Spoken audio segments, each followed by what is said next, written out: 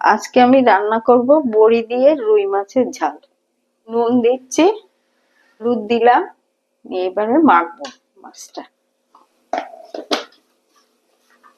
মাছটা মাখানো হয়ে গেছে। বড়ি দিচ্ছি, বড়িটা এখন ভাজবো। বড় দেখে একটা পেঁয়াজ আর 5-6 কোয়া রসুন, আলু দিয়েছি 3টে আর চই ঝাল। কড়াইতে তেল দিচ্ছি, বড়িগুলো ভেজে নিচ্ছি।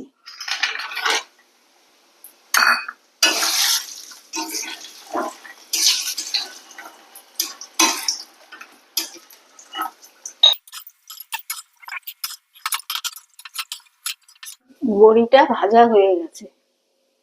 আমি এই যে মাছ দিচ্ছি,